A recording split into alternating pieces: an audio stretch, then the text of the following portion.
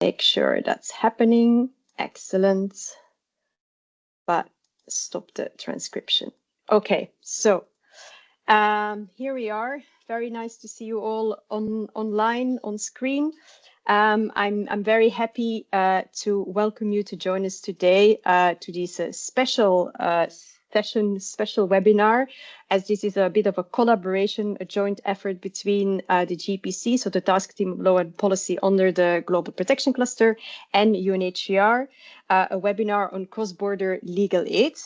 And I'm presenting, so my name is Katrien, or Kat. I am co-leading the Task Team of Law and Policy together with my colleague Martina, who's unfortunately not here. She's joining a legal aid event on quality legal aid, I think, in Ukraine at the moment. So I will be moderating the session today together with my colleague Kees or Cornelis from UNHCR, who will also provide a bit of a introduction. But so we will be talking about cross-border legal aid, very interesting topic, a lot of things we can say about that. And there are several colleagues with us today joining who will share their experiences and their practices from a bit around the globe. And before we go into the introduction of who these people are, so who are our panel members today, I would like to give the floor to my colleague Cornelis Wouters, or Kees Wouters, who is the head of the legal unit within the Division of International Protection at UNHCR, to start us off with some words, some welcoming words, and a bit of an introduction. The floor is all yours, Kees. Thank you so much, and it's great to be here. My other title, apart from head of the legal unit, is senior refugee law advisor, which tells you that it's partly new to this topic to me, but we're talking about cross-border legal aid, so not completely. I should also say that last year, the director of the Division of International Protection in UNHCR decided to mainstream law and policy work in the context of internal displacement. And hence that Martina, you mentioned her already, is now within my team, and that is actually quite illustrative of the importance of the work that we're doing and the topic of discussion that we have today. Anyway, so welcome to this webinar, jointly organized by the JPC Task Team on Law and Policy and UNHCR. Now, the continuum of displacement from internal to cross-border displacement and vice versa is very evident in many of the contexts that we all work in, and this calls, I guess, for more emphasis on the continuum of protection as well, the protection for all displaced populations. Protection and our work does not stop at borders.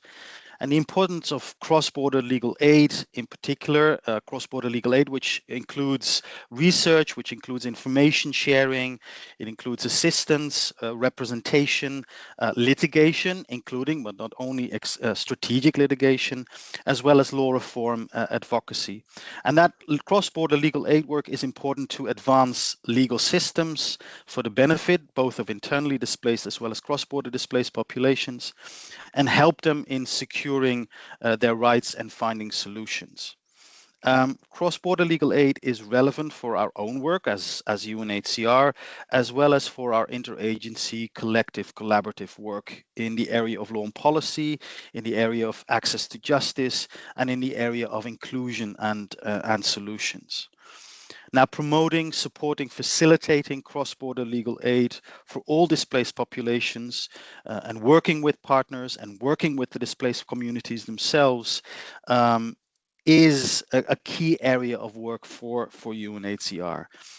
And therefore, I'm really pleased also to see that the multi-stakeholder global legal community pledge that was made at the GRF, both in 2019 as well as in 2023, and we'll hear more about this in this webinar from DRC colleagues.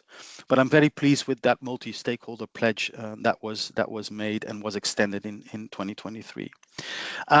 That's really it. Let me end by welcoming you all at this webinar. I look forward to the presentations and the discussions, and in particular, I look forward to our ongoing collaboration moving onward from this webinar.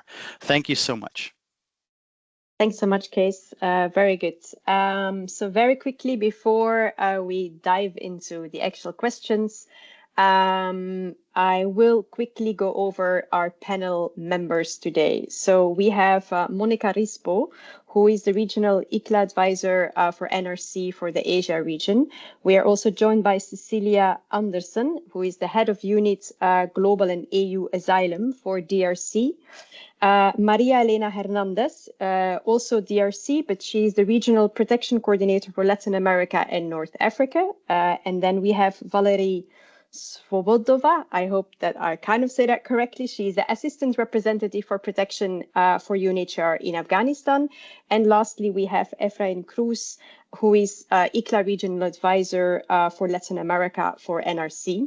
And then we're also really pleased that we are joined by two additional speakers, two people who will be doing a presentation, a bit of a case study. We are joined by Jasmine Simperingham, also struggling with the name, but she's Program Director for Displacement at PILNET.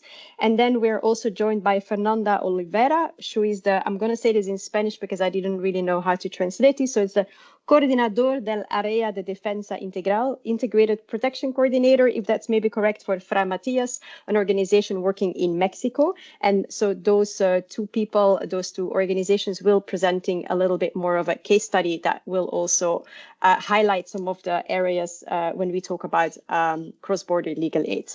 So, as I said already in the beginning, we will have time for questions and answers, hopefully, at the end of the panels and the case studies. In the meantime, if you have any questions that pop up while listening to what is being discussed or the case studies, please mention them in the chat and we will go back to them. And then I think we are ready to move ahead with maybe our first panel. We are talking, as you all heard, about cross-border legal aid. And maybe the first question that comes to mind when we think about that is, what do we actually mean with cross-border legal aid or cross-border programming? And I mean, there is probably not a fixed specific definition that you can find as such. It could be interpreted and used in many ways.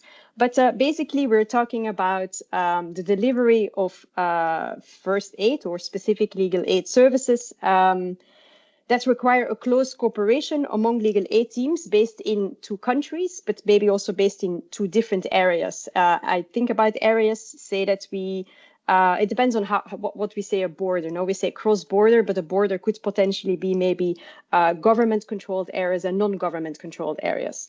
The idea of cross-border programming or legal aid, as already mentioned by Kees, is of course very linked to this idea of people and movements of people. We're thinking here about mixed migration, general displacement, but also think about the context of returns, of course. Then there are, of course, also issues when we talk about cross-border, maybe from a more criminal justice perspective. There is the areas of trafficking, human trafficking, which we will not really talk about within this webinar at the moment. But of course, if you talk about cross-border, that might also be an aspect that is linked to this whole conversation about cross-border programming or legal aid. Now, I'm not going to say anything further because really we have our panel members who will enlighten us with experience and their reflections on things. So I'm turning to the panel members to get a bit their reflections on how would they, what would cross-border programming mean for them? How could it look like maybe? And also, or maybe more importantly, yeah, why is it important for displaced people or the people we work with?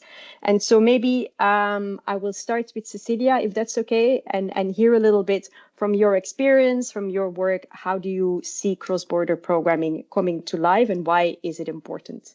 The floor is all yours. Many thanks, Kat, and thanks for that introduction to both of you.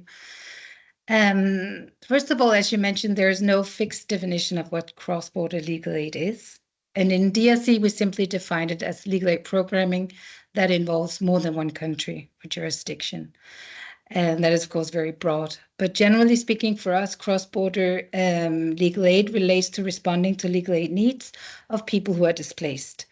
But what a specific cross-border program looks like will depend very much on the concrete legal aid issues at stake, on the stakeholders that are involved. And I know that there will be many examples shared today, and I look very much much forward to that.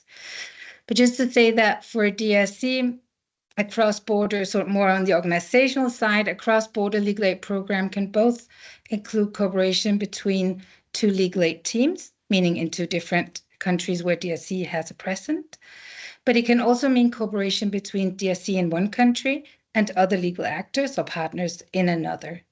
And finally, we also have examples where cross-border legal aid interventions more take the shape of a regional program, so where multiple countries, potentially also multiple legal actors, are involved. And then to say something general about it as well, DRC's approach to legal aid is two-pronged. That means that legal aid services directed at conflict and displacement affected people are supplemented by activities aimed at addressing gaps and obstacles in the legal environment. And this will also be the case when we talk about cross-border legal aid programs, meaning that they can encompass both of those elements.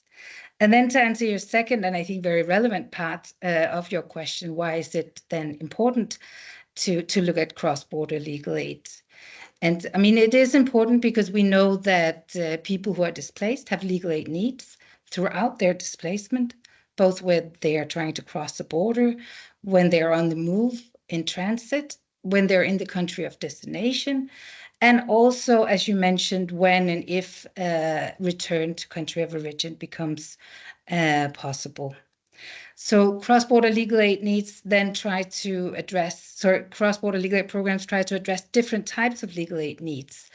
One, I would say, relates to legal aid needs where, for example, the need for documentation is subject to another country's law than the country where the person is currently present.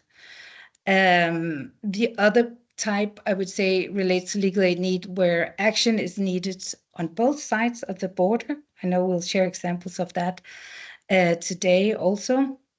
And then thirdly, where there's a need for legal information or legal assistance, either from the country that the person is returning to or seeking to transit through. And I think just to stress the obvious, it is important because if legal aid needs are left unmet, it will have a huge negative impact on people's lives. And having worked as a legal advisor with families, including children who've been separated from their pet family throughout their flight, I mean, it's clear to see what cooperation between different actors in different countries what role it can play in terms of reuniting family members that would otherwise be kept apart. Similarly, we know that getting a legal identity document from the country of origin can, in some instances, make the difference between getting a lawful stay, if not a refugee stay, then another stay, with associated rights and protections, as opposed to living a precarious life in fear of immigration detention and expulsion. So responding to these legal aid needs with legal aid programs that are also able to cross borders, we think is key in supporting people accessing rights and services. Thank you very much. I hope you have left some answers. Let's see what other people can add to this very comprehensive overview. Thanks for that, Cecilia. Maybe we go to Monica. Do you have any additional reflections from your experiences to add? Yes, thank you. Thank you, Kat. So cross-border is indeed a powerful, although quite complex approach to address the legal aid needs of people moving across the borders. So in NRC, we are implementing this approach in different settings, and some of them will be discussed later today. For now, I just wanted to set the scene and share a couple of overarching points. In our experience, the most recurrent cross-border legal aid needs are related to how to legally stay in a country, in the country of destination, and how to obtain the related legal identity documents.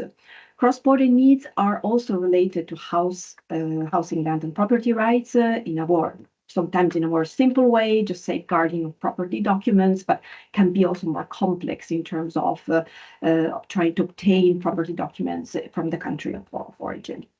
Our caseload allows us to distinguish among two main types of cross-border scenarios, the simple scenarios and the more complex scenarios. So the simple scenarios are referring to simple legal needs that are related to crossing a border. So how to legally cross the border, how to legally stay in the new country, how to obtain a legal identity. These legal needs are simple. They can be addressed via legal information, eventually via digital platform also, as it's happening in some countries, and counseling at border points eventually, and with paralegal stuff. So there is no need for lawyers for this kind of simple cross-border cases. Then we have the more complex scenarios, and these are scenarios that are complex, related to complex legal needs, that are related to conflict of laws, are related to what we call in civil countries private international law. And so it's what Cecilia also was mentioning, so cases that require a cooperation among public institutions and legal professionals across different countries. For example, a person who crosses the border with a minor and to whom the person is not related and doesn't have any guardianship, that's a complex case. And here, in these cases, we are addressing these cases via legal assistance, via legal representation. So there is a need for a lawyer. And sometimes these cases can also call for advocacy efforts. I would stop here just to give this overview and also leave the floor for the UNHCR colleague to contribute to this, and then we can go more in details in the next questions. Thank you, Kat. Back to you. Thank you. Sounds good. So Valerie, yeah, maybe some last reflections from you, and then we'll move on to another question. Thank you. Thank you, Kat and Cecilia and Monica. And good morning or evening, colleagues.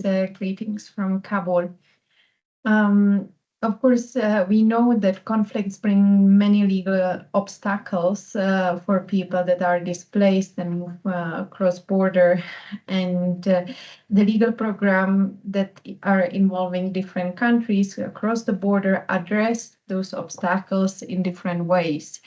And this is along as the people are moving, so as the refugees seek asylum, obstacles related to access to territory, which can mean, for example, providing information on entry or stay requirements, but also cross-border legal programs often tackle challenges related to situation of human rights violations, including, for example, when deportations happen, or they may address needs in terms of documentation and legal identity, which are very important also in the country of asylum. Now, what is also a central element for UNHCR work is that the legal aid programs are really central and catalytic for reaching solutions and sustainable solutions. What I find personally very interesting about the legal aid programs that we see them both in the emergency response as well as this development geared intervention. So the humanitarian settings, when it's aiming more to reduce the protection risks, such as risks of arbitrary detention, but then also more towards the development aspects, access to employment opportunities, access to services.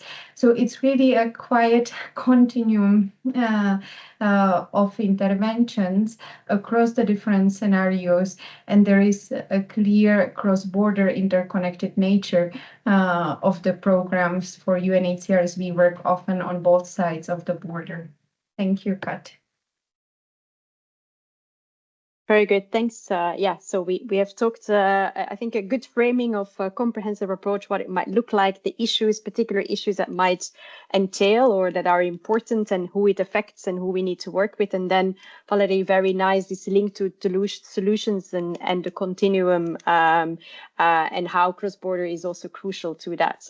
So very nice. I think we can move on maybe beyond definitions, maybe a little bit more going into approaches, or how does it look like? How does it work in practice? And Cecilia, you already mentioned some things talking about legal services, but at the same time also still working about environment. So let's go a little bit more deep dive into what that might look like concretely.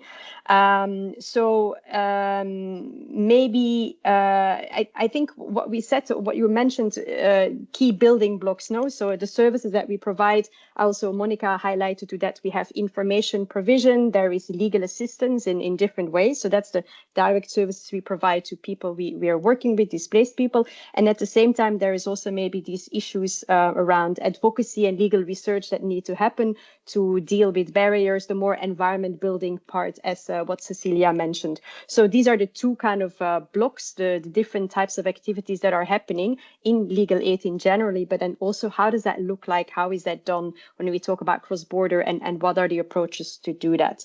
So no more need for me to talk further, but maybe looking to concrete suggestions and approaches explained by our panel. And maybe I'll start with Efrain. So maybe any specific examples on cross-border legal aid interventions from your experience, from your programming, and how is it done? Thank you. Okay, thank you, Kat. Hello, everyone. Thanks for sharing this invitation.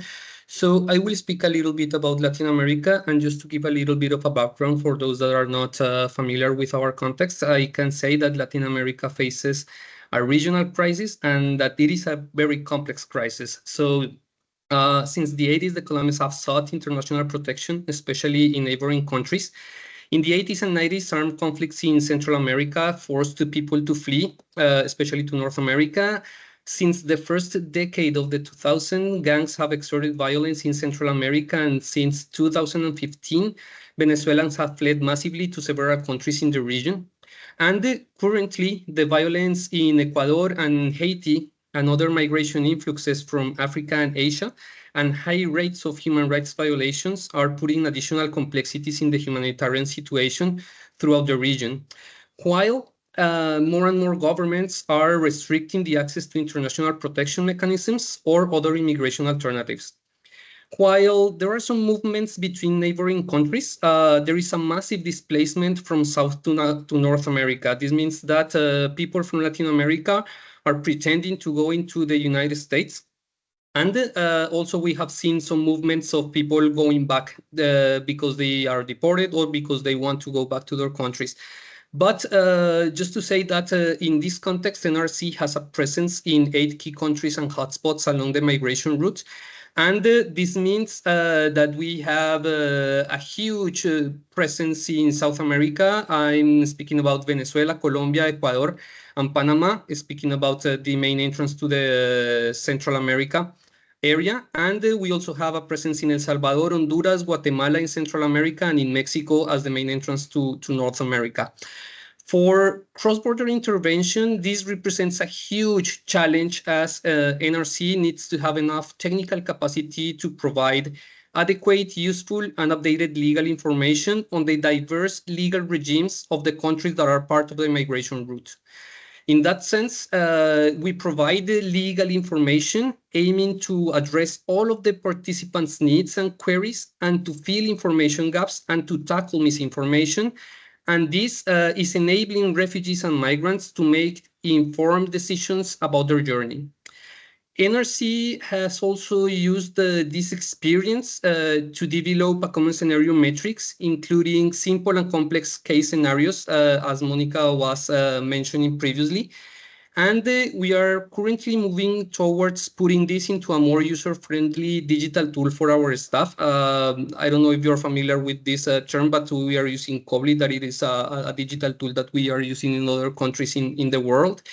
And with this common scenario metrics and the work that we are doing with Cobly, we are able to have updated and standardized legal information that ensures that we have a unified technical approach throughout Latin America and that we have consistency in the information that we provide. So a person that receives information about, I don't know, about Guatemala in Colombia is basically aligned with the information that this person is going to receive once they have reached Guatemala. Also, given its wide presence, NRC has experience not only in providing information, but also in doing case management in South America, and some recent interesting experiences of refugees and migrants crossing the Darien Gap between Colombia and Panama. Still, I will focus a little bit on our experience in North and Central America. So I will speak about our intervention in Guatemala, El Salvador, Honduras, and Mexico. And in these places and countries, we also provide counseling and legal assistance services, especially for legal stay and legal identity.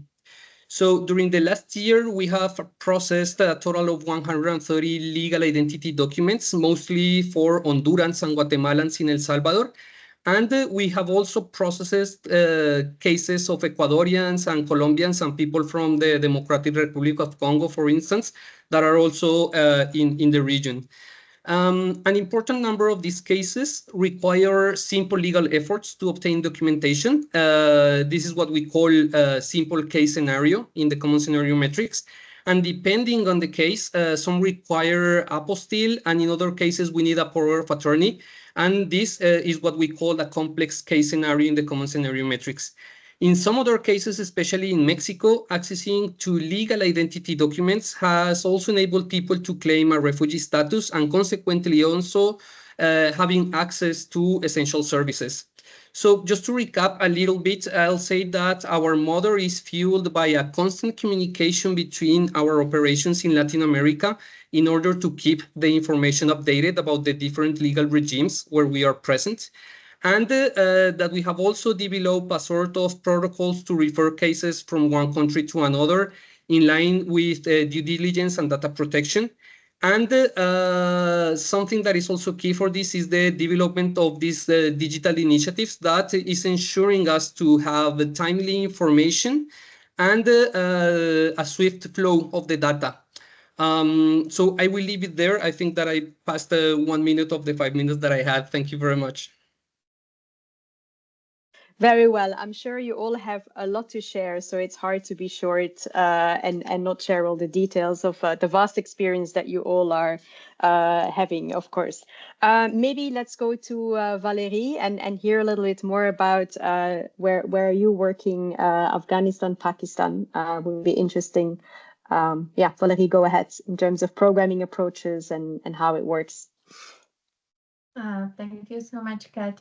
Indeed, I am now based in Afghanistan, and you may know that last year the government of Pakistan launched a so-called illegal foreigners repatriation plan. And since the last quarter of 2023, there are nearly 800,000 of Afghans that returned or were coerced to return to Afghanistan. So in this context, where in Pakistan we still have about 1.3 million of Afghan refugees that are registered with the government of Pakistan, we are looking at, again, the continuum of the legal aid programs between Pakistan and Afghanistan. So for the Afghans that are returning or voluntarily returning from Pakistan to Afghanistan, it's interesting that the parents holding PR cards, so the proof of registration cards, can obtain birth certificates for their children at the PR card modification centers. And those centers, there are 11 of them in Pakistan. They are operated by the National Database and Registration Authority, NADRA. They process the birth certificates within 1 day. On the same day they can be issued, and they are located, those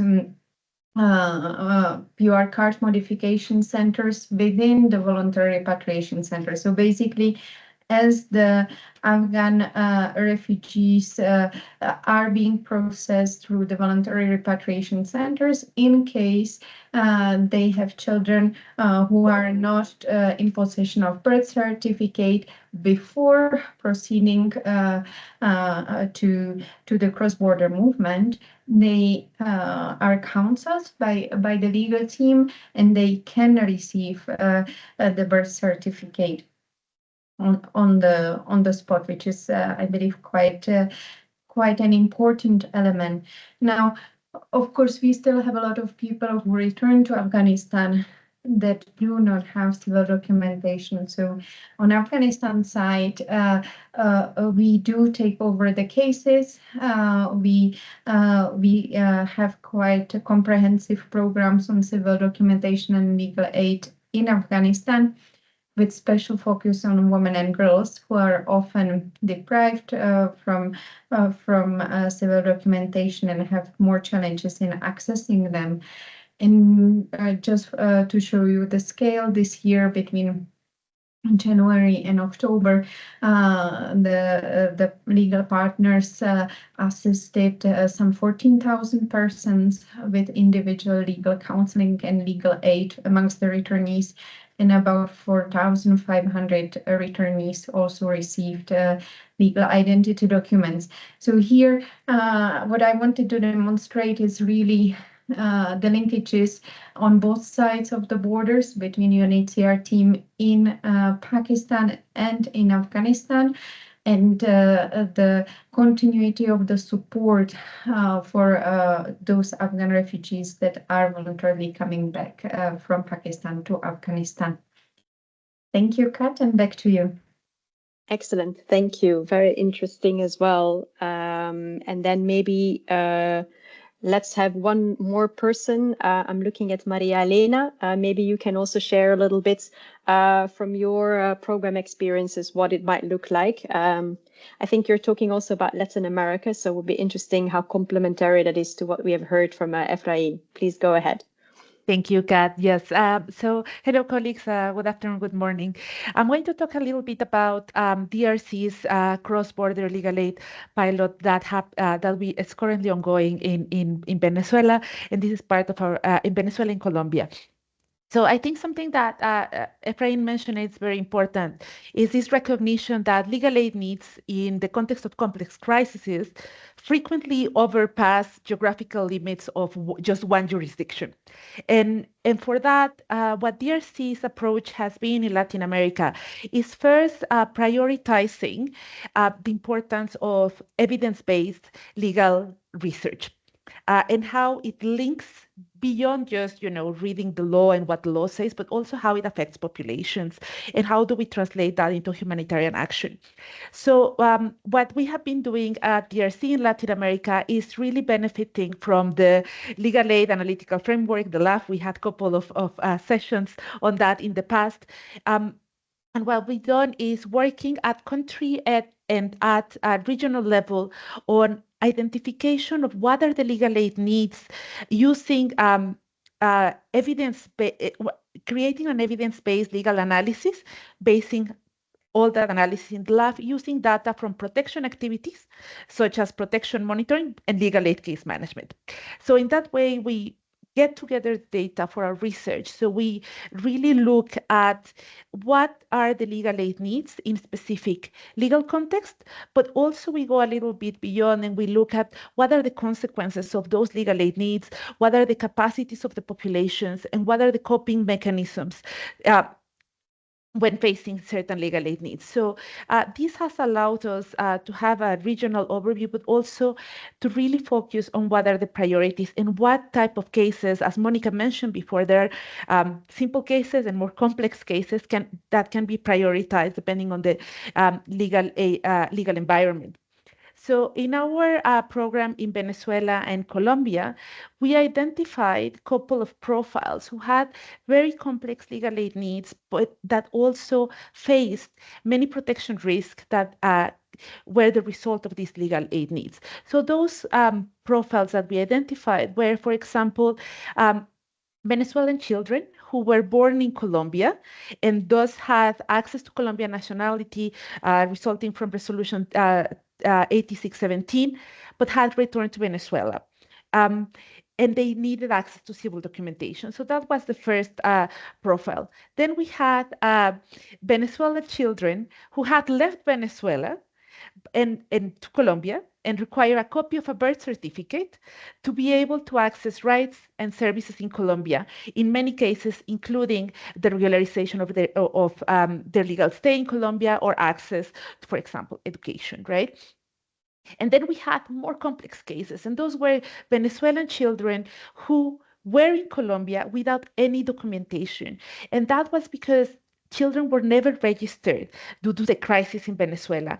So these children did not have any sort of civil documentation. So those were the three type of cases that we prioritized. What we developed was a cross-border legal aid legal assistance pilot to address these legal aid needs. And we focus on the first two cases that I mentioned.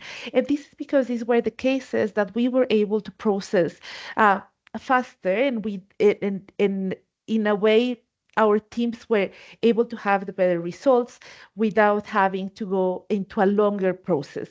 That doesn't mean that we don't prioritize the last one, it's just that the process is longer. So we have two modalities of intervention. The first one is when a case is identified by the legal team in country A, let's say, and it's referred for legal assistance in country B. And the team in country B will lead those administrative processes. For example, getting an apostille for the civil registration or the documentation that we need. And when we finish that case, that documentation will be sent back to the other country, and the case is taken back, and other legal aid actions are taken in the regular process of case management.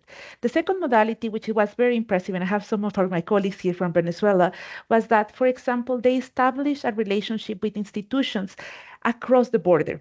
So they were able to also coordinate with other institutions without having to refer the case to the other team.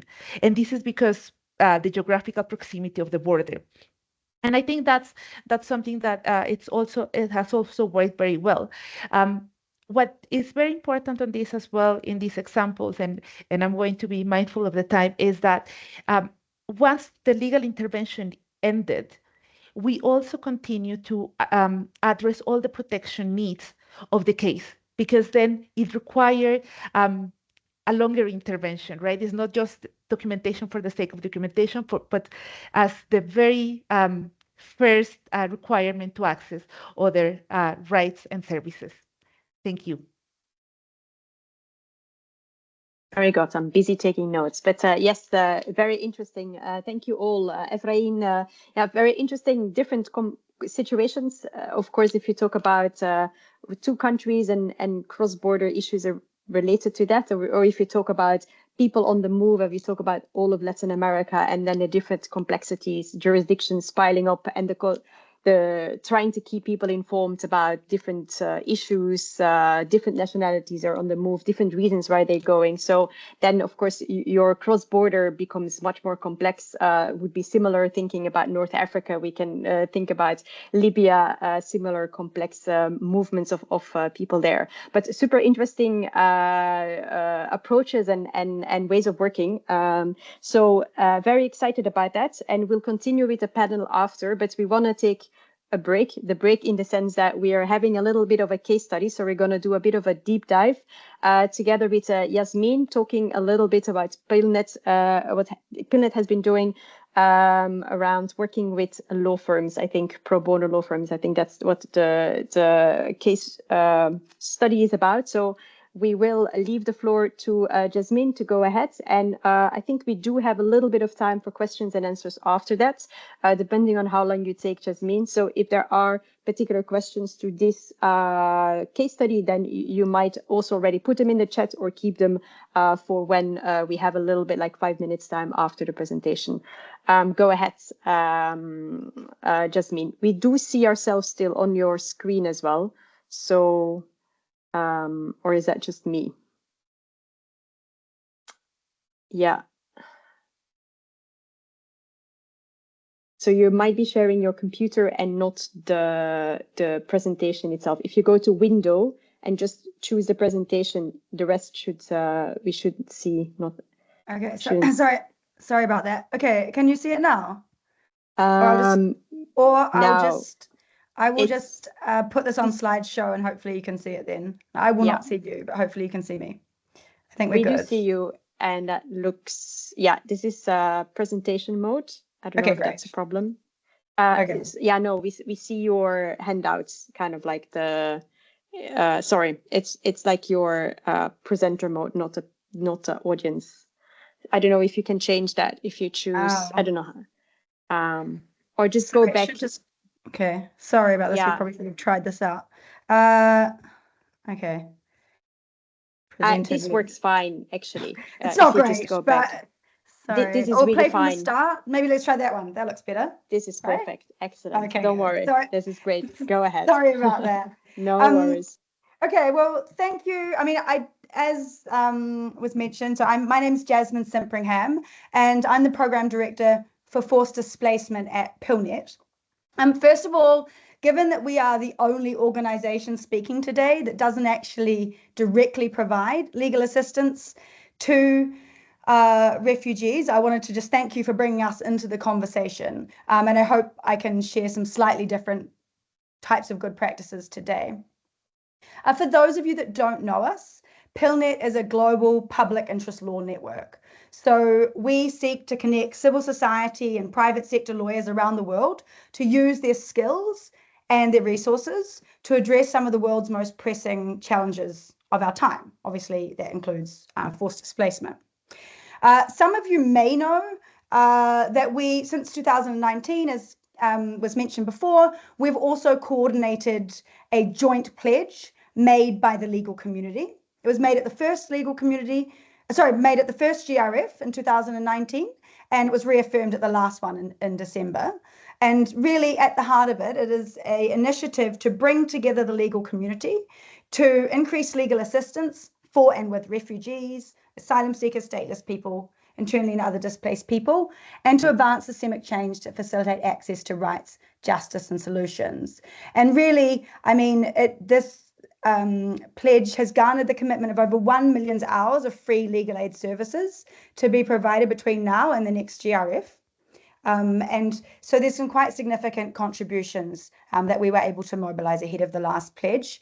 And really in line with some of the other kind of multi-stakeholder pledges that were put forward at the last GRF, at the heart there's this desire to mobilize these commitments by different stakeholders who each bring in a different piece of resources or skills or whatever it may be, as well as an interconnected element, which is that through this pledge, we seek to bring together these different elements, these different pieces of the legal community to work in a more integrated way, locally to globally, and obviously across borders, given today's conversation. And we also seek to kind of resource and support the localization of legal practice and advocacy. So while it's a global initiative, we acknowledge that legal needs are felt on the ground where they are experienced, and we need to be connecting across borders, but supportive of, even if we're international actors, very much supportive of that kind of the local action. And that's really kind of the context in which I'm here today, because as was mentioned, the pledge involves both, NGOs like DRC and NRC and others here today, as well as private sector legal stakeholders. And that's, for some people, a kind of newer, non-traditional actor in the forced displacement space. So we just wanted to share a little bit about how, through the pledge, we've been able to utilize the resources that have been committed in a cross-border context, with a case study on Afghanistan and on Ukraine. So, I mean, just briefly, as I mentioned, the pledge is really about bringing people together. And so the first case study that we're going to look at, Afghanistan, was something where I'm not sure how many of you are familiar, but the Asia Pacific Network of Refugees is an organization, a regional network of refugee-led organizations in Asia Pacific. And they came to us. Oh goodness, sorry.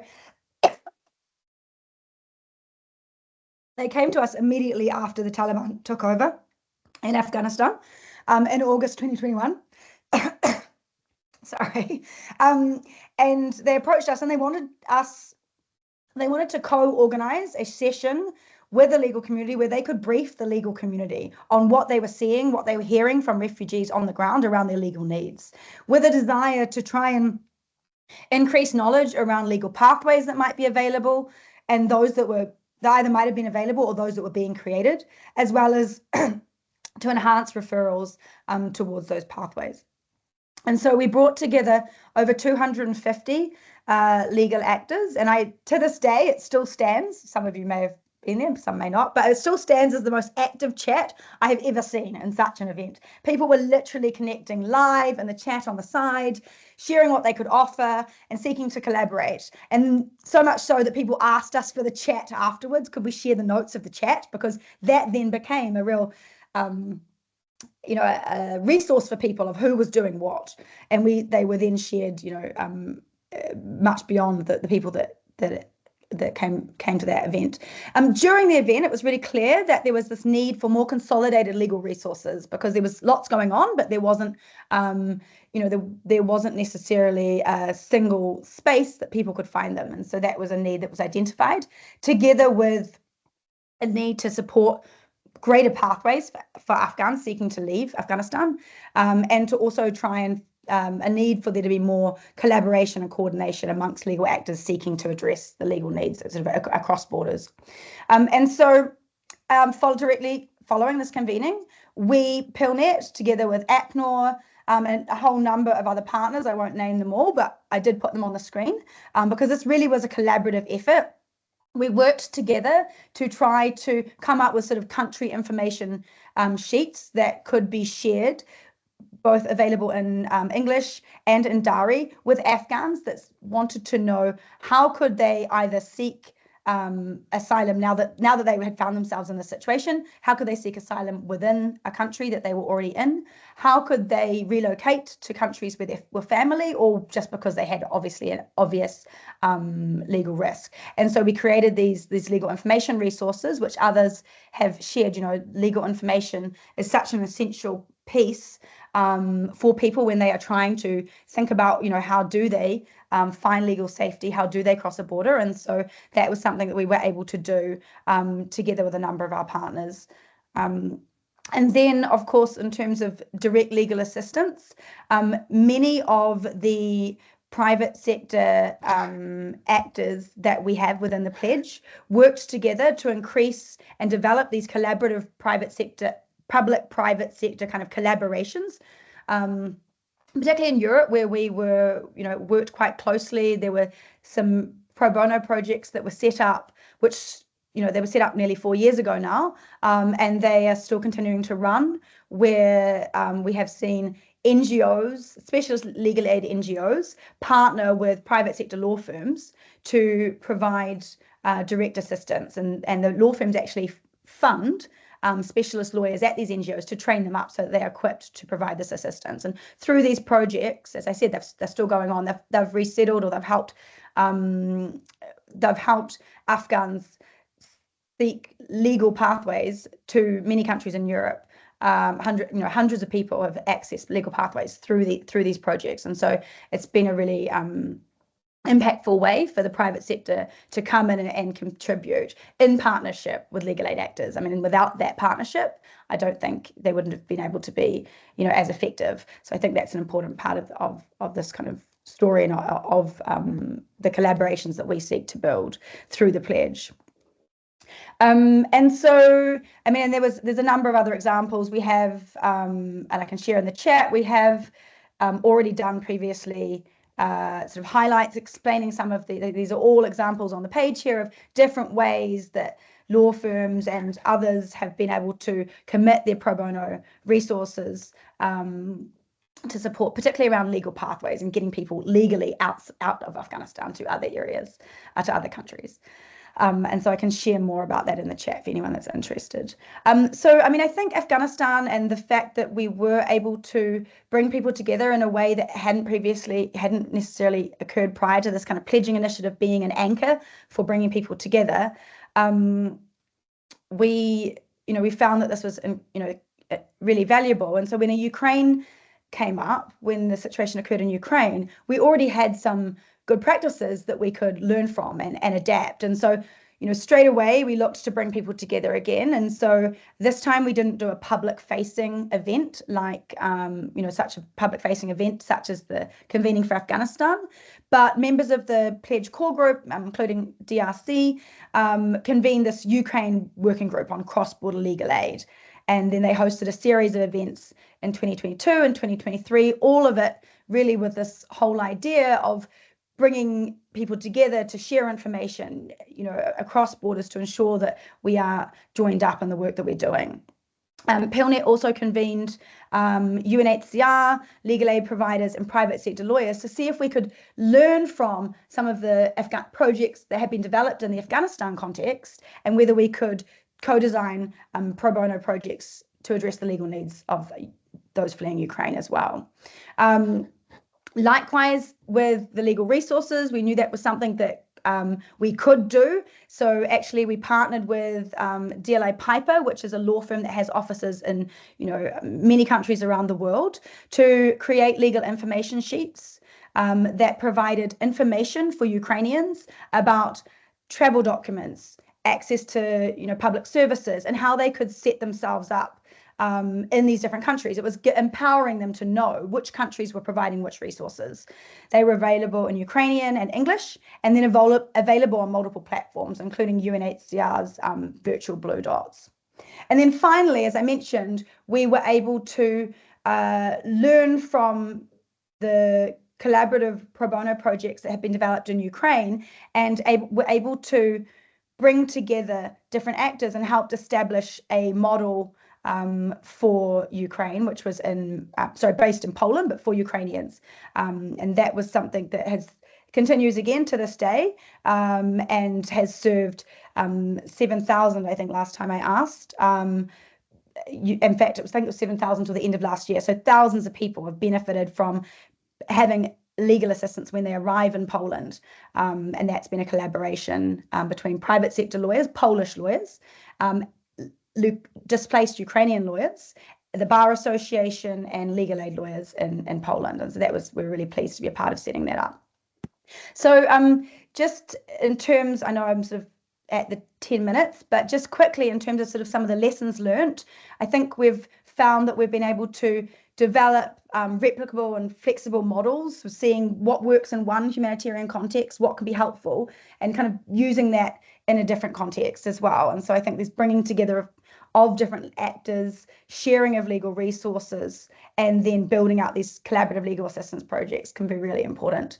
Something that we've certainly learned is that while you might have a model, you need to still needs to be adapted for the local context, and it really needs to be a model that strengthens local capacity and is not one that is seen to undermine it in any way. So with Ukraine, for example, the collaborative pro bono project that private sector lawyers were involved in was very much a triage. It was a triaging kind of project where essential, first-hand information or information was provided straight away for easier kind of cases, but then there was a very clear referral pathway out for complex cases. And that's a really good model, I think, where private sector lawyers can be utilized to take the pressure off, legal aid actors. And so some other things we've noticed is the value of involving lawyers and others with lived experience of displacement in developing these projects, and the value of creating platforms for knowledge sharing and building partnerships, collaboration and coordination. And so on that note, I will just do a very quick pitch, which GRC did suggest that I do, just to encourage those that haven't already signed on to the pledge to consider joining up to the pledge.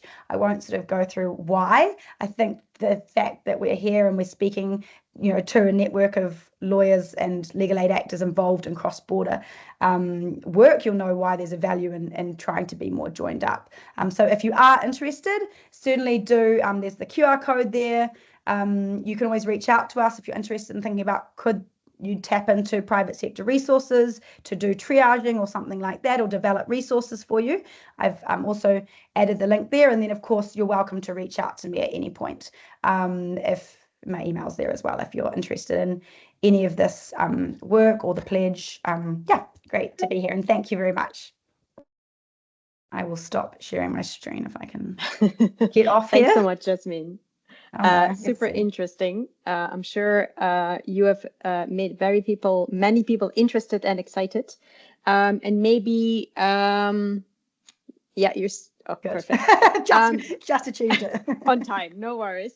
There are a couple of questions for you. So we can make some time for that. So maybe I don't know if you wanna read. I'll read them out, and then maybe we can take them like that. So there's a question from Pecos, if I pronounce that correctly. So could you have any pledge made by actors and government in the Democratic Republic of Congo? If yes, please share so that we can also advocate for it here. So maybe that's a bit more explanation on the pledge and how people can sign up or participate. And then there are two shorter questions from Julius, but maybe we can take the first one from Pecos.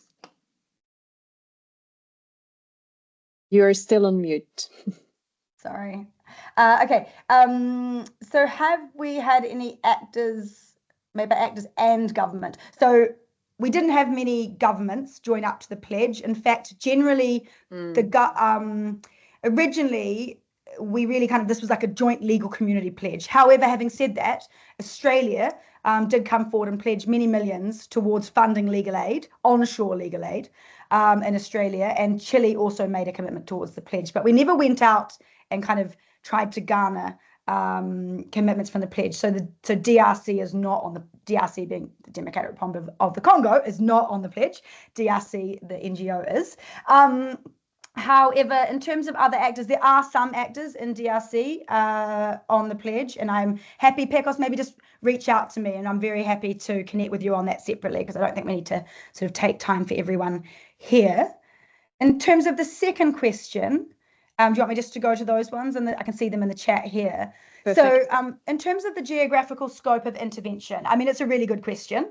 So PILNet is a global network. We aspire to be a global network, and we do certainly have connections in all around the world. However, having said that, because of our focus on trying to build out pro bono and private sector engagement and collaboration, we have much stronger networks in the global north, where there are larger corporate law firms. So that's why I think in Europe, with Ukraine, it was easier in some ways to mobilize the legal community in Europe, because we had a really strong network there. Having said that, like I said, I mean, there's actually many more projects set up in Europe for Afghans to get legal pathways to these countries than there are Ukrainians to move to these pathways because of the temporary protection arrangement. But so just to say, just because we might not be present or be as active in humanity, like some of them in the global south say, it doesn't mean that we don't have contacts there, and it doesn't mean that we can't still look at developing projects that address some of the needs there, particularly like legal pathways related needs. And then in terms of what challenges have you faced with public interest cases? I mean, that's a really broad question. So I'm not sure if you're referring to like impact litigation there, like public interest litigation, or I'm not actually sure, because I mean, there's many challenges in terms of public interest impact cases. So I'm not sure. Again, I'm super happy to take any of these conversations offline, or if you want to write in the chat exactly what you meant by that, or come on screen if you can. Probably can't. Yeah, maybe we'll move ahead in the meantime, but Julius, sure. Maybe you can sharpen your question. So maybe it's about strategic litigation, or explain a little bit more what you want to hear, and then we can take the question further later on. That sounds good. Thanks so much, Jasmine. I think you have people are pledging, are getting interested. So it was really good. Great to hear. So I guess we're going to go a little bit ahead with our panel. So be ready, panel members. Another question for you. And so now we have heard a little bit more about practice, how it looked like, the different ways of working, approaches towards cross-border programming. Maybe the next question is reflecting or hearing from you, what would be, if you have to think about key issues from your experiences, maybe 2 key elements. What are 2 key elements to consider when successfully wanting to implement a cross-border intervention? What are you suggesting based on your programming experience?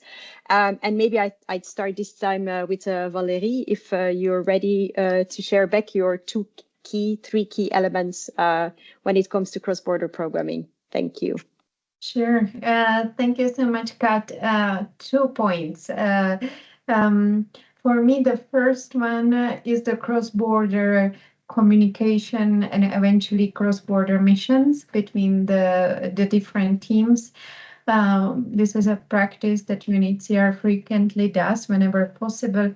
And it really enriches the analysis, the understanding of the legal environment, but also the challenges of both teams, creates the links, and then it's much easier to also find how to collaborate better together, for example, on cross-border referral pathways, etc. So really sharing the lessons learned, good practices across the border, ideally through a cross-border mission or at least communication, regular communication, is one of the elements I would highlight.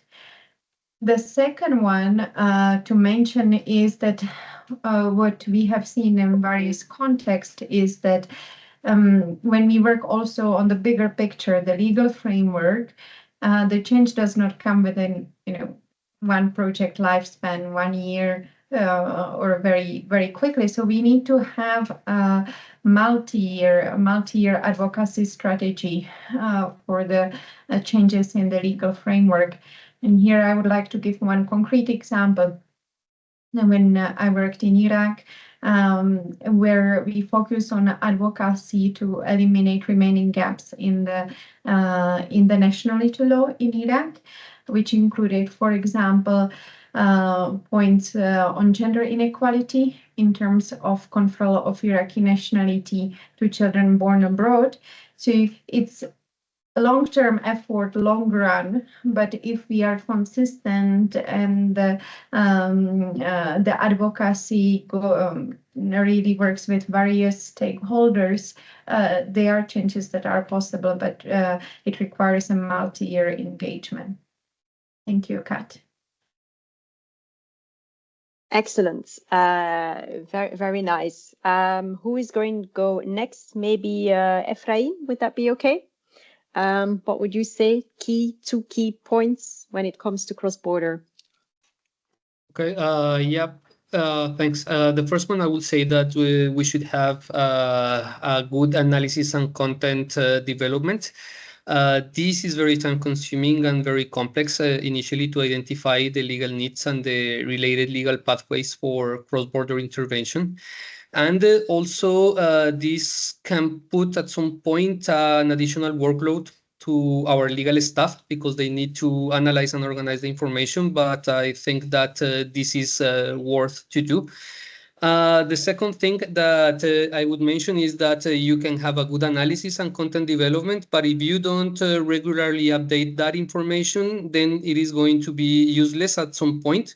So this also requires efforts in terms of time and human resources, but I think that this is also worth that effort. I would say also that in this development of the information and on the content,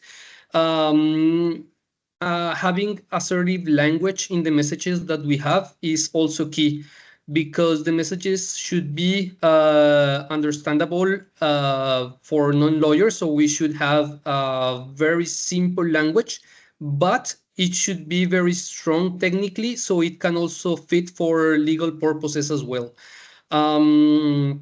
And the last thing that I want to mention is that when doing cross-border, analyzing the information of the cases is critical and is key to understand what are the specific needs of the populations and to identify trends. But this analysis should be complemented with other sources of information, such as protection monitoring exercises and efforts. And it should have very constant communication with the different teams that are doing protection. So in our case, having communication between protection from violence staff and ECLA staff, and also other staff that are at the field, is key to have all these tools available and useful. Thank you very much.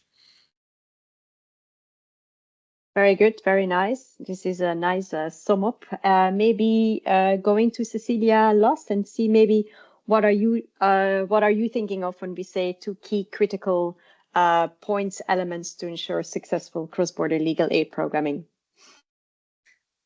Yes, thank you. I think first of all, maybe just to say that I think all of this also relates to what it requires to have a successful legal aid program that just works in one jurisdiction, but just recognizing that it becomes more complex when we work cross-border. I would then say the first point, then just saying focusing more on having a proper setup or setup of your program, and the other one is around partnerships.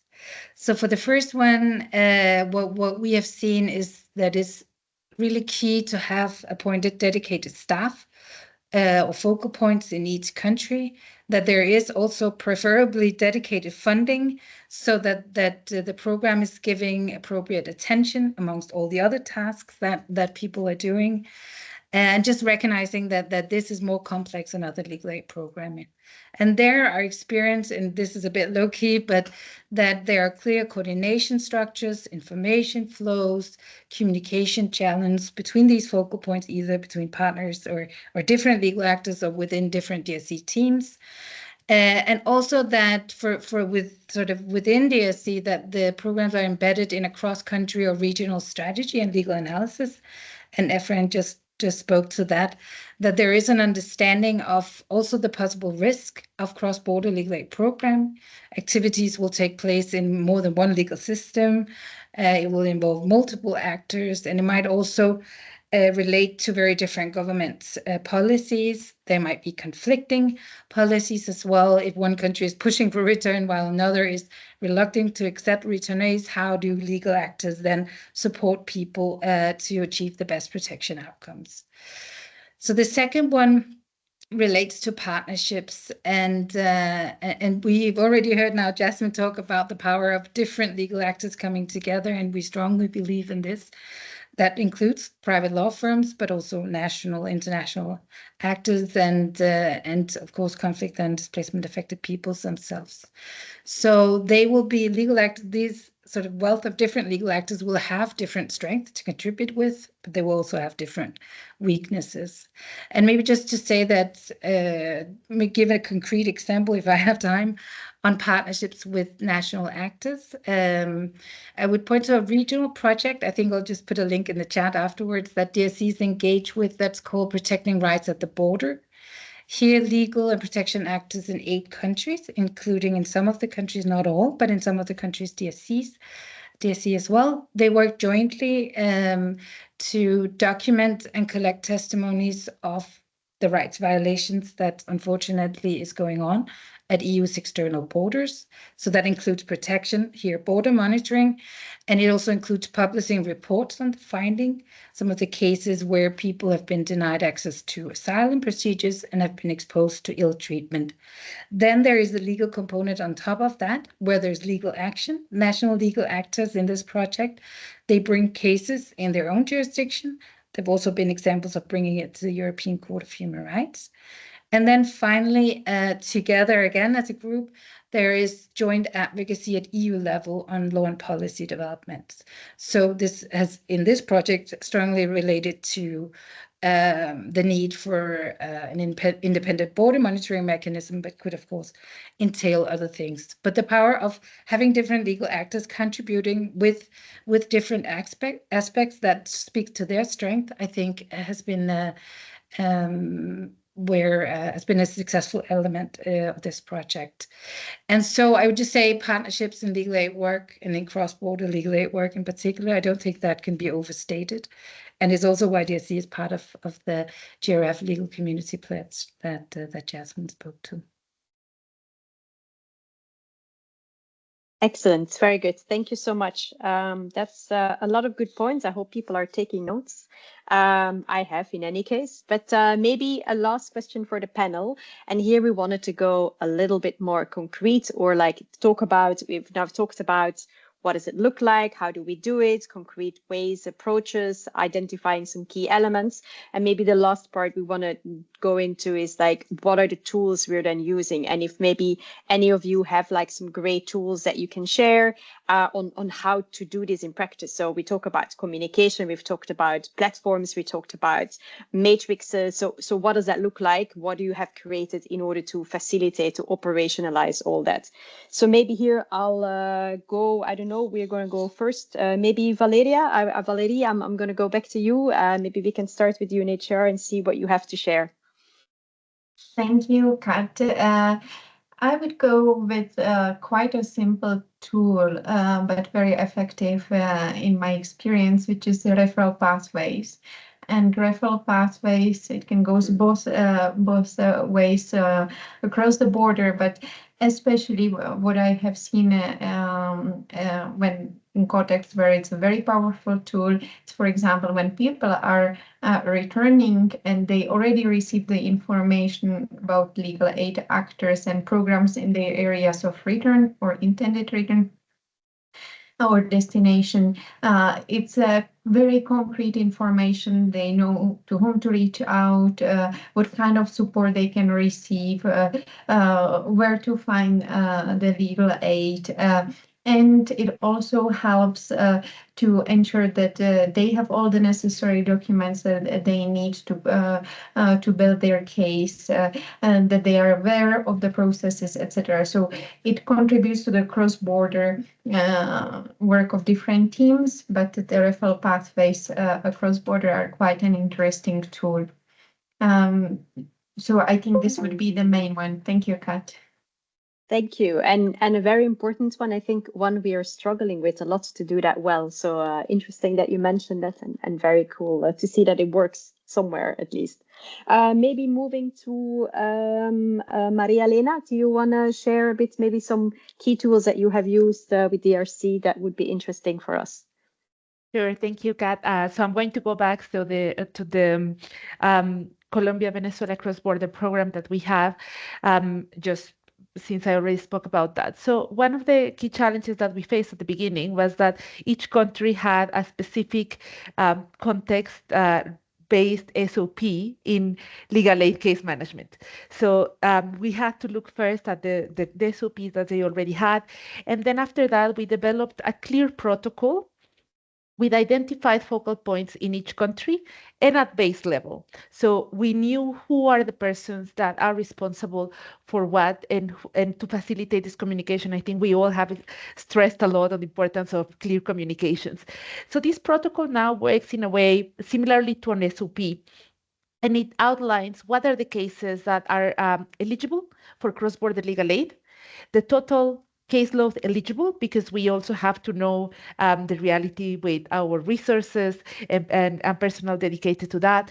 And it has step-by-step procedures with the formats that have to be used by both operations, with an IAM protocol, including data protection, and focal points for supervision as well. So in a way, it follows that case management model. But we also included important components, and I think this is key for our programs on monitoring, evaluation, and accountability and learning. So how do we measure our indicators? How is supply involved, especially when we have to send documents, or we need to get our supply chain teams involved, and our finance guidelines. So this is our protocol that we have, but the protocol is regularly updated, mainly because there are changes in focal points, or we have new areas of opportunity to work with certain cases, or the teams identify new barriers to process previous identified profiles, or the teams might lose access. And so what we have done is prioritizing meetings and regular exchanges to have ongoing learning and reflections about prioritization of cases. I think one of the challenges that we have faced is trying to use the same IM systems. We have the same IM system, but because our the case management tools might look different a little bit in country by country, sometimes we prioritize non-digital solutions. So we try to look at certain formats that might not be the best, but we are trying to do that. And I think, and Efrain already mentioned this, right? But one of the key learnings in one of the sessions that we have had on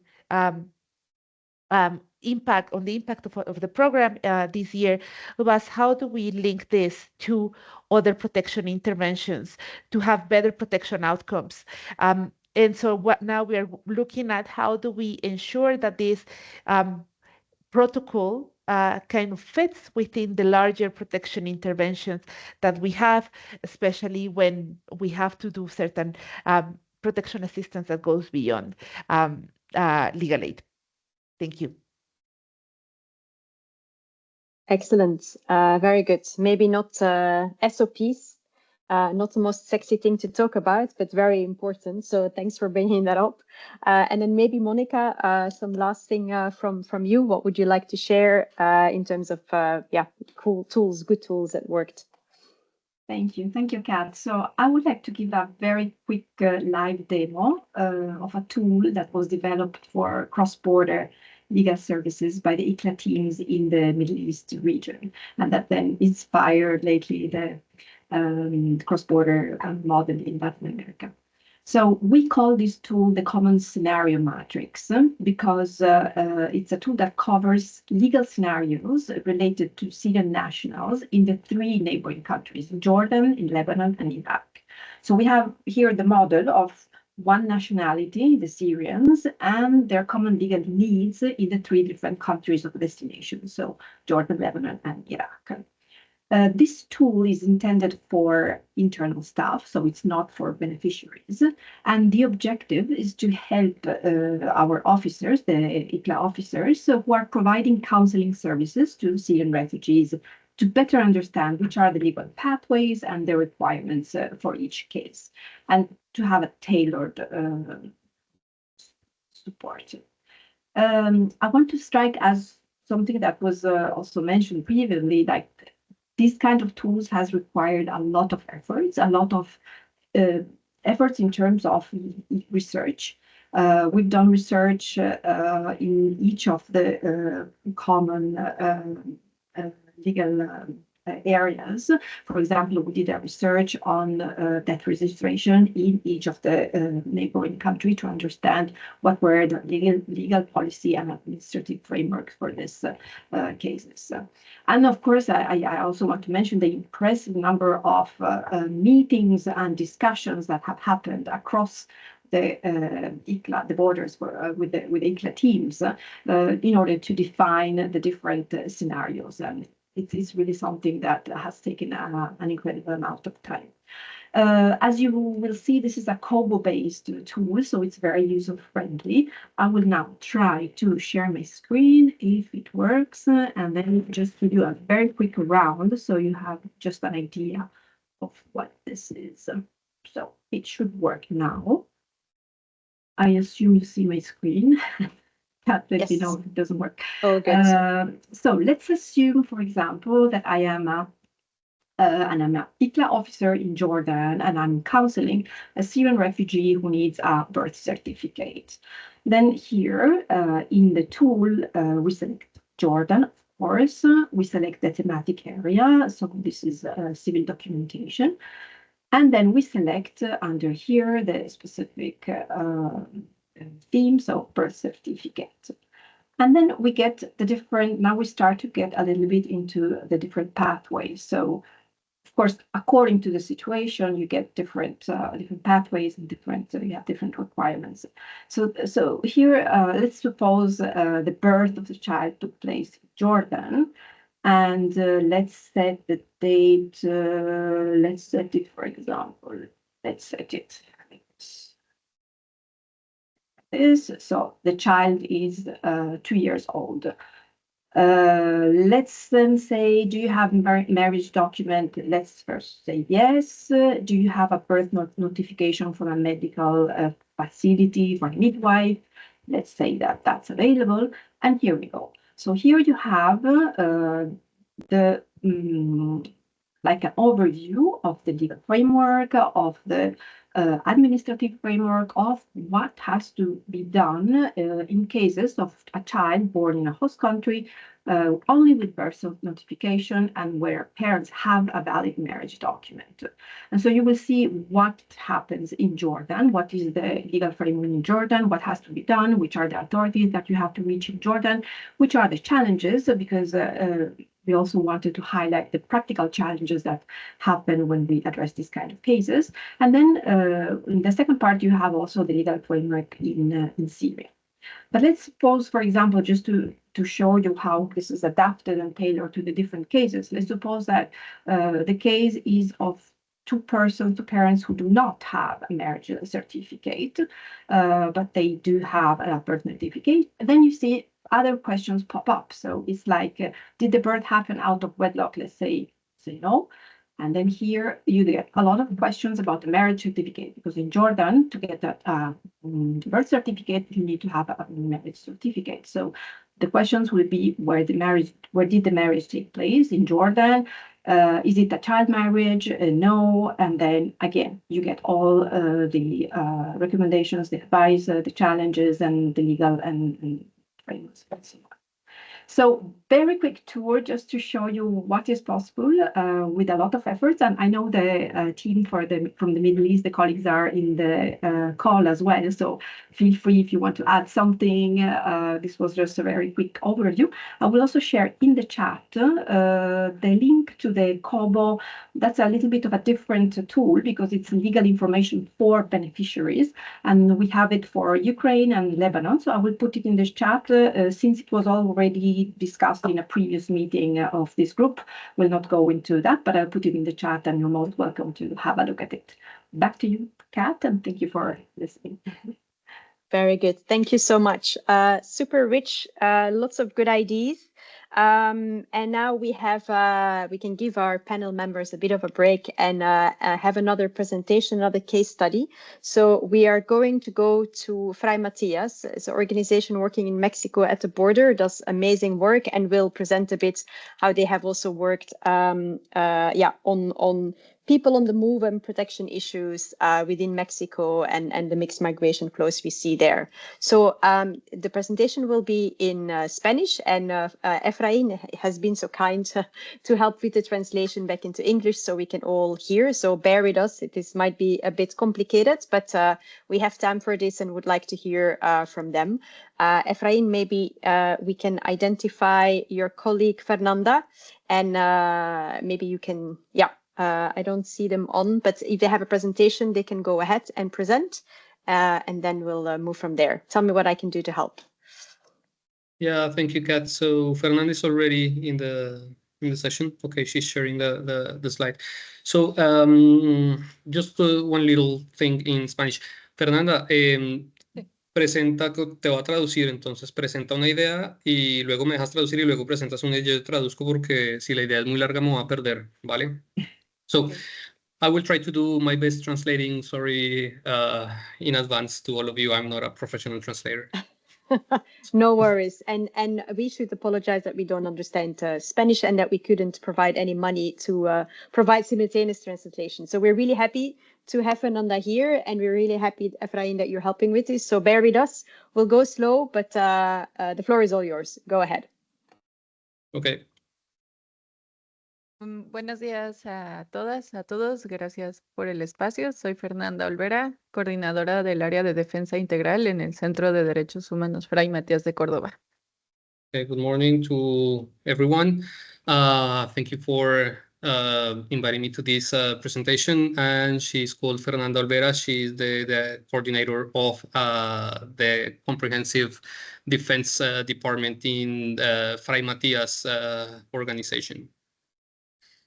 Y pues ahora les voy a platicar un poco de cómo han sido nuestras modalidades de acompañamiento transfronterizo.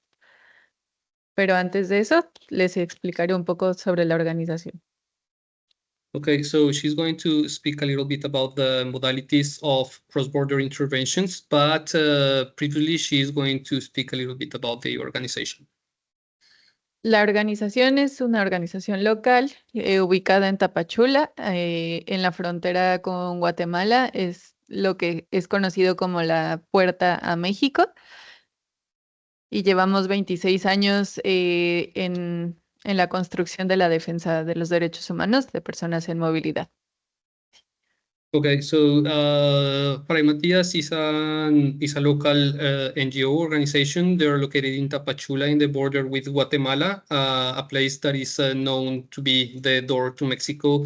And they have had an experience of 26 years defending the rights of communities. Tenemos 4 líneas estratégicas. Una es defensa integral, que es un poco sobre el acompañamiento legal, de integración social y de psicosocial de las personas en movilidad. El ejercicio colectivo de derechos, que también está difícil de traducir, perdón por eso, que es pues el acompañamiento colectivo de las personas que se encuentran en Tapachula. ¿Quieres que continúe con las otras o te dejo? Okay, so they have 4 lines of work. The first one is the comprehensive defense of rights. And it includes giving accompaniment to the persons in mobility situation and to support the collective exercise of rights. Tenemos la línea estratégica de incidencia, que pues es posicionar nuestra agenda política y el discurso de la organización en distintos espacios y hacer la denuncia de las violaciones a derechos humanos que existe. Y pues la administrativa, que es fortalecer pues nuestro quehacer desde nuestra visión y misión. Okay, the other one is advocacy, that it includes positioning their political agenda and to make denounce of human rights violations. And the other one is the administrative line, which includes all the strengthening of their local capacities to do what they do. Muy bien, ahora sí, regresando a los acompañamientos transfronterizos, tenemos principalmente 3 estrategias que se han ido desarrollando en la organización.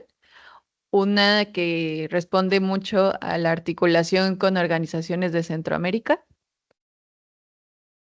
Okay, so returning to the modalities, so they have 3 cross-border modalities. The first one is coordinating with other organizations in Central America. Otra que responde más a las necesidades de protección, bueno, sí, de refugio. Lo otro es para pues, obtener la documentación de identidad de país de origen. Y por último, pues cuando las personas estando en Estados Unidos solicitan de nosotras algún apoyo. Okay, and the other one is about helping people to access the refugee status and accessing documents of their countries of origin.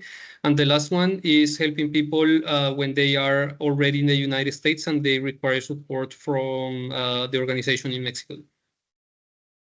Hemos articulado con organizaciones de América Central para formar lo que conocemos como la Red Regional de Protección, y nuestro objetivo pues, es articular con ellas para poder dar respuesta a perfiles específicos y que tengan la intención de solicitar refugio en México para recorrer Centroamérica de una forma más segura y poder llegar a México y poder acompañarles en la frontera, en la internación de la frontera. Okay, so in the first line, they have coordinated with other NGOs in Central America, and they have conformed the regional protection network. And with this, they are coordinating to respond to specific profiles of population, and it means asylum seekers in Mexico. And in this work, they are helping people to transit safely to Mexico and getting into Mexico and then claiming the refugee status in the country. La forma de identificar estos casos se divide como en 3. 1 es en país de origen, 2 es en tránsito y 3 es en México.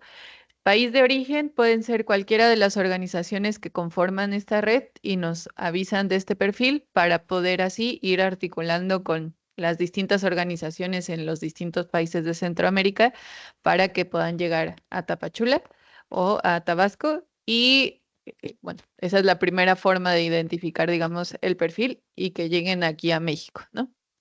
Okay, so there are three ways that they use to identify these kind of cases. The first one is in the country of origin. So members of this regional protection network, they identify the case and they start coordinating with Fray Matias to help people to get into Tapachula or into Tabasco, that is another area of Mexico. And that's it. La segunda forma de identificar es quizá alguno de los países que están, digamos, no es el país de origen, sino el de tránsito, identifica alguno de estos casos y hace el contacto con las demás organizaciones para, otra vez, a generar como esta forma segura de que ellas puedan transitar hasta México. Okay, the second one is in transiting countries. So just the same as in the country of origin, the organizations that are part of the network, they identify these people that are transiting and they start coordinating to provide a safe transit to Mexico. Por último, de México, ya sea alguna persona que estamos dando acompañamiento, es quien nos manifiesta que le tiene un interés por contactar a algún familiar y que pueda ser acompañada hasta México. Okay, and Aquí. sorry. No, And the no, third one is already in Mexico. So when they are providing services to a person and this person states that they want to have communication with a relative or something, so they start making the connections and the work so they can provide all the protection services that they need to receive. Algo que es necesario de agregar en esta estrategia es que nosotras vamos a la frontera para poder asegurarnos que las personas pues puedan decirle a la autoridad migratoria que ellas buscan pues ser reconocidas como personas refugiadas.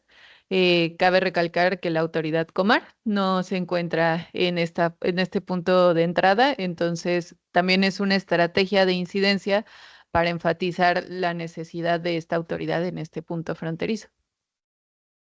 Okay, one additional thing that she's mentioning is that they go directly to the border and they ensure that people can claim before a governmental official that they want to seek asylum in the country. And one thing that is important is that the Refugee Authority of Mexico is not present in this area. So this is a way that they use to put a little bit of pressure and to demonstrate that there is a lack of action there.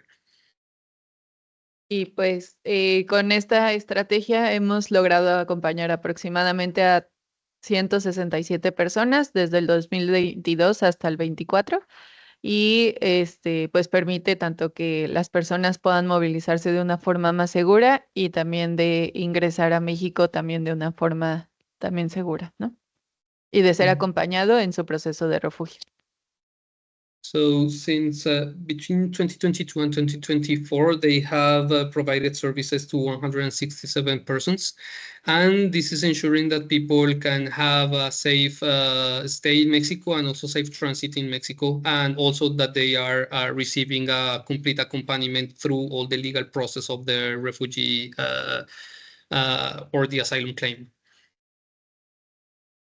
Y pues esta red está compuesta por organizaciones y albergues y eso permite pues que esa seguridad se garantice de una forma más concreta y sumando un poco a lo que mencionaban de herramientas y pues sí situaciones clave que es aquí. Pues nosotras tuvimos que pausar este acompañamiento este año por la situación de seguridad que existe en la frontera. Entonces, pues sí es una comunicación constante que se debe de hacer con los otros equipos para tener como esa certeza. Okay, so she mentions that this network is includes organization and shelters, and this provides an additional resource to give some kind of protection and safety to population. And given the delicate situation in the border, they had to pause and put in standby the implementation of activities in the border. But this has required to coordinate more strongly with other organizations to provide services to the people. Igual la necesidad de la documentación de algún, pues sí, de algún documento de identidad, perdón. Pues nosotras identificamos el caso directamente de los seguimientos que tenemos en la organización y pues hemos llegado a articular con otras organizaciones para solicitar actas de nacimiento y en general y muy pocas veces antecedentes no penales. ¿Algún documento de antecedentes no penales? Okay, so in the follow-up that they do to their cases, they identify the need of legal identity and legal documentation. And when this is needed, they work and coordinate with the other organizations in other countries to access to those legal identity documents, and in some cases also to police and criminal records. Yeah.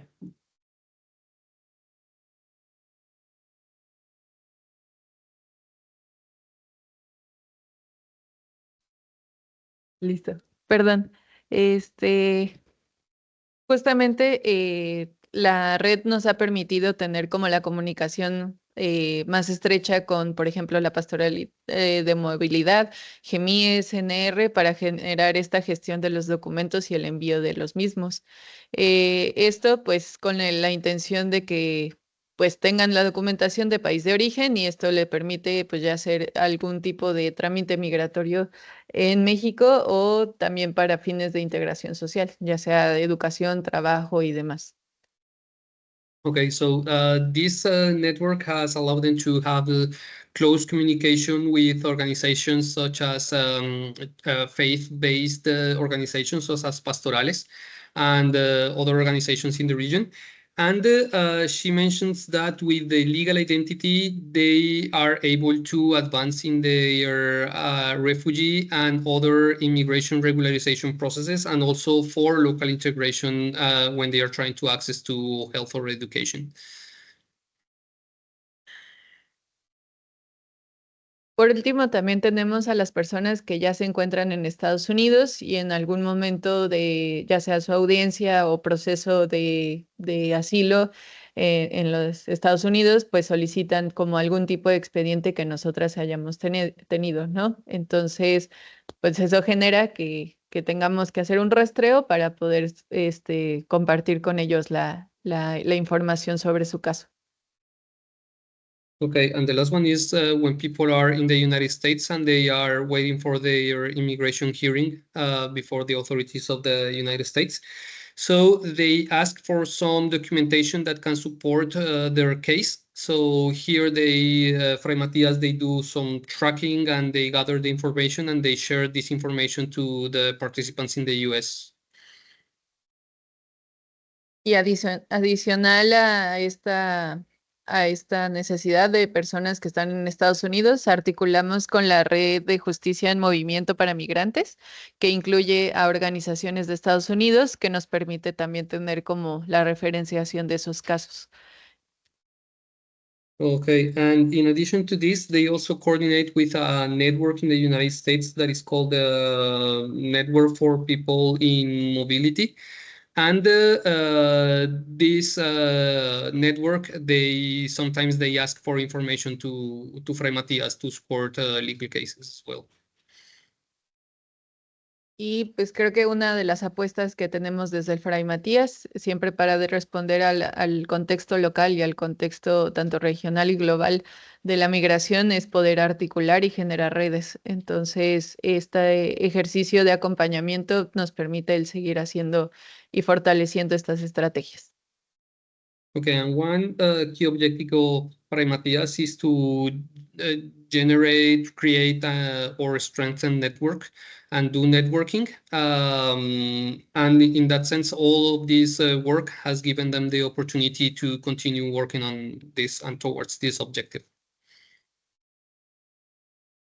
Y de forma general, pues creo que eso sería todo. Okay, so Gracias. in the general way, that would be it. Thank you very much.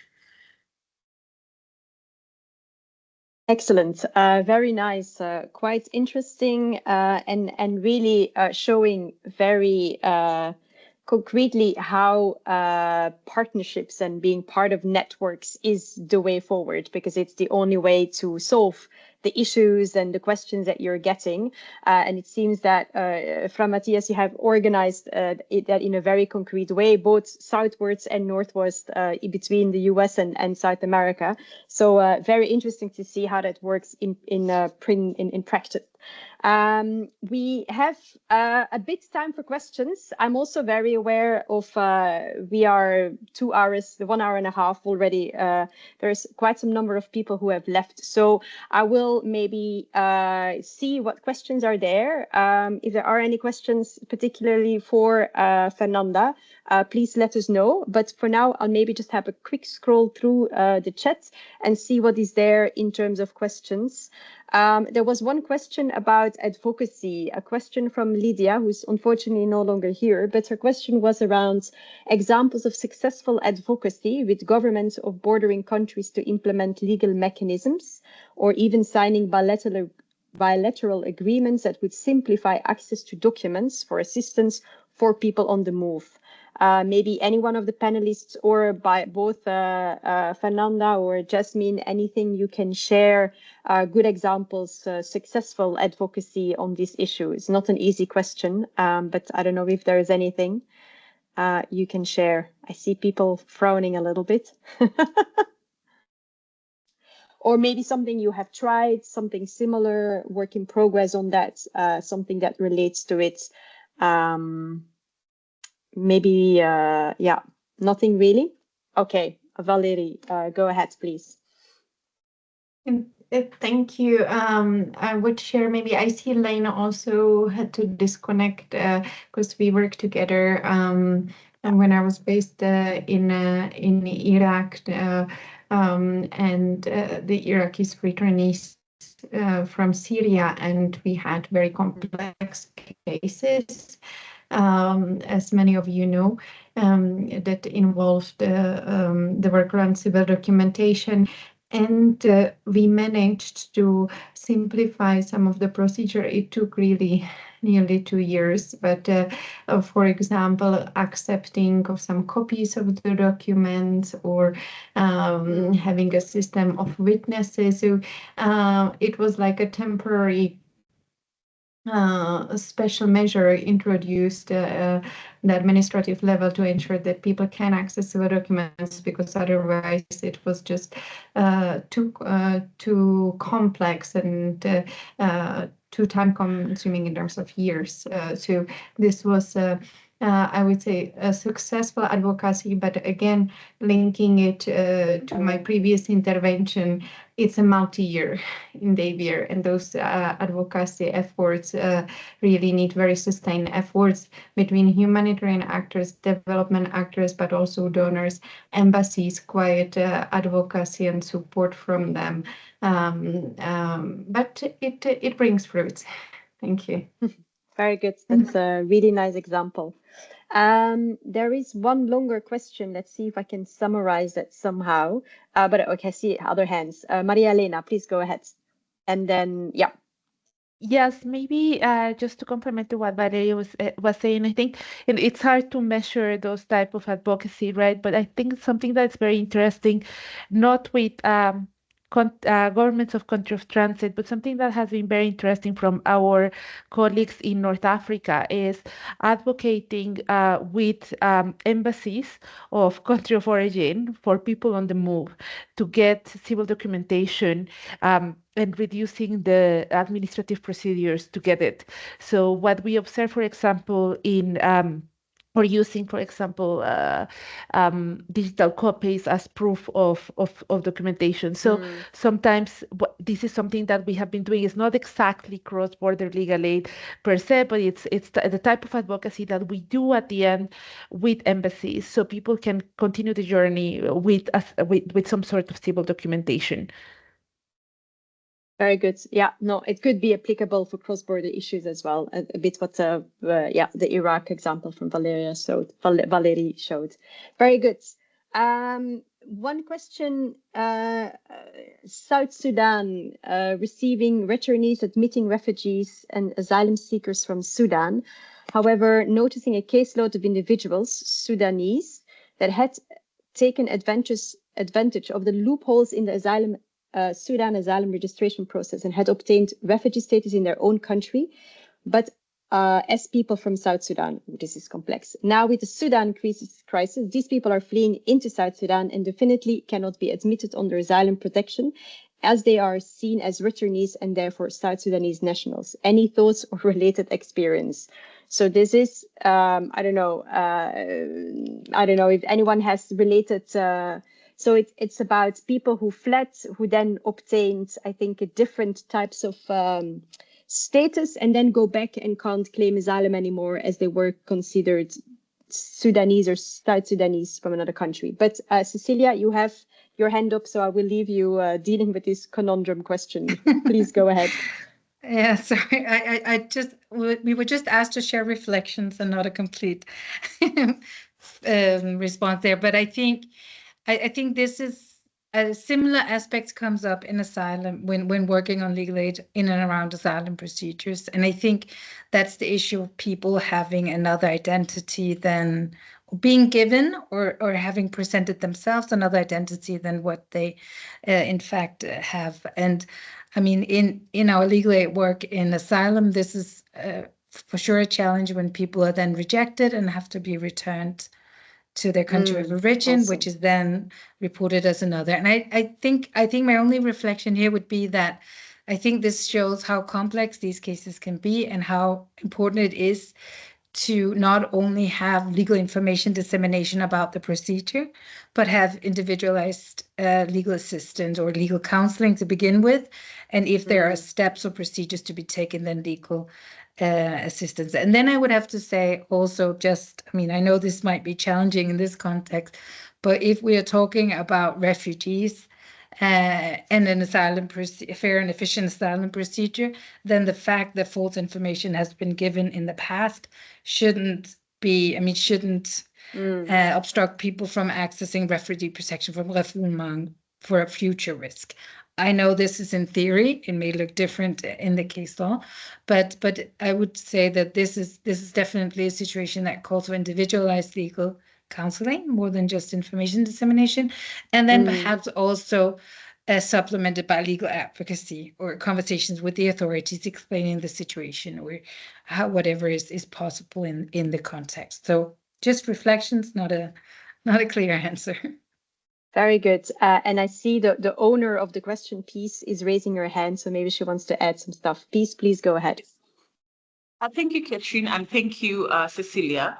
So we have profiled about 250 cases at the border, and we have these individuals who are now being admitted merely on humanitarian grounds, and they cannot access services. They are only accessing basic services on humanitarian grounds, but then we're finding challenges supporting them precisely because while they lived in Sudan, they had obtained refugee status and they had given information that they were South Sudanese.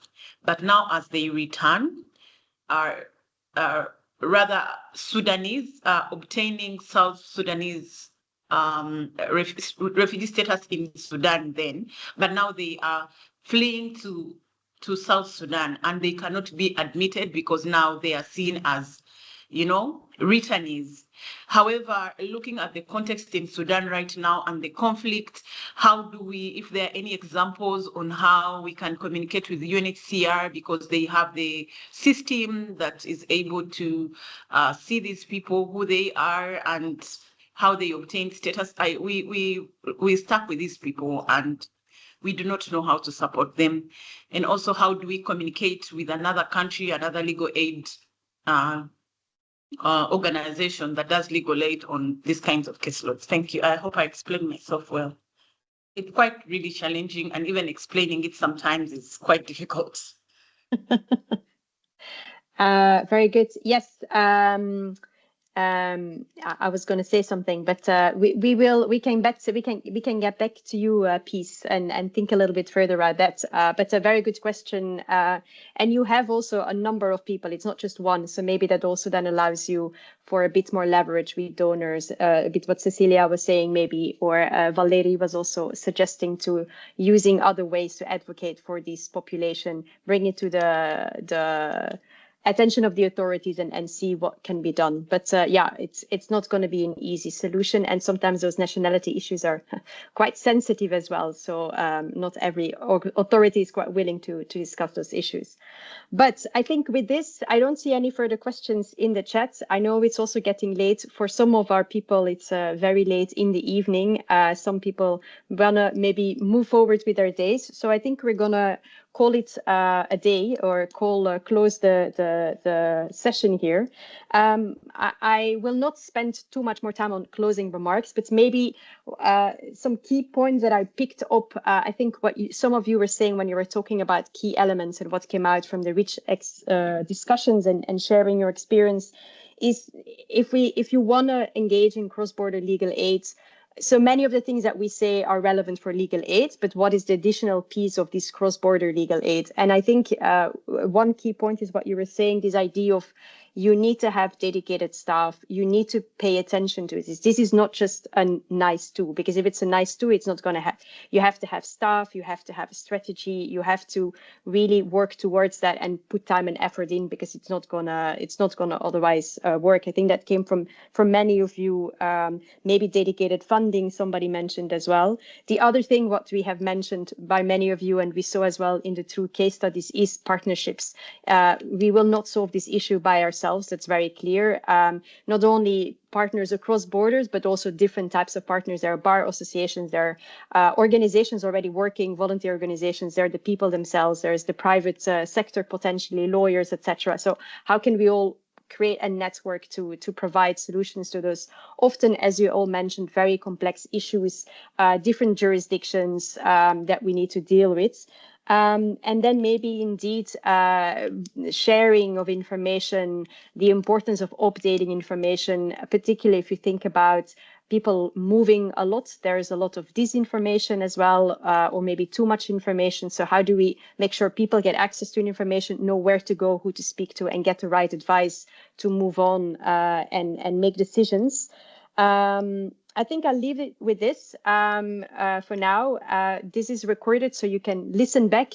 We'll also share a follow-up email with the presentations from the 2 organizations that presented.